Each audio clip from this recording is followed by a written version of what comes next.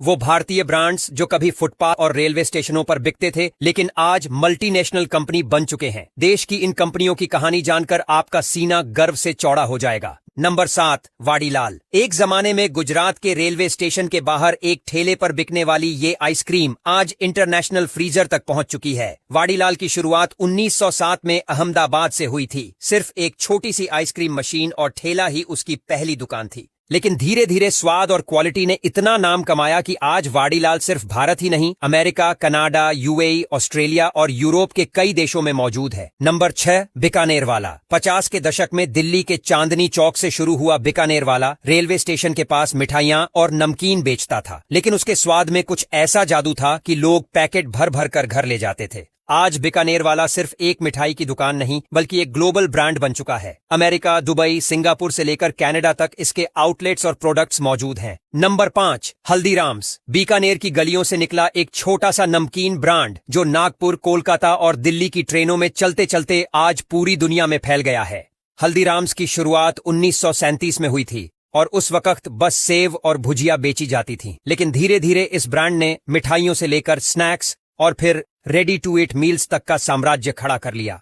आज हल्दीराम्स के products America, England, UAE और ऑस्ट्रेलिया तक हर जगह मिलते हैं।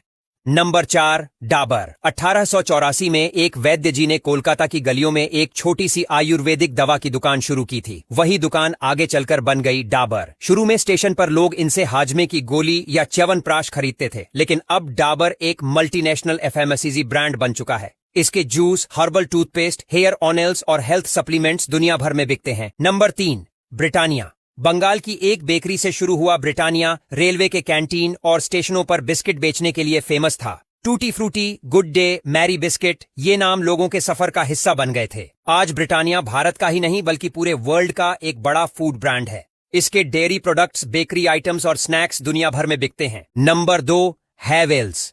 कभी दिल्ली में एक छोटे से स्टोर से तार और इलेक्ट्रिक स्विच बेचना शुरू किया था।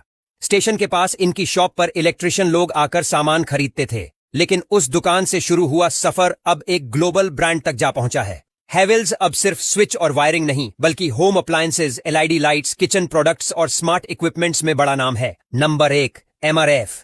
चेन्नई की गलियों से शुरू हुआ एमआरएफ यानी मद्रास रबर फैक्ट्री एक समय में स्टेशन के पास साइकिल की ट्यूब और टायर बेचता था।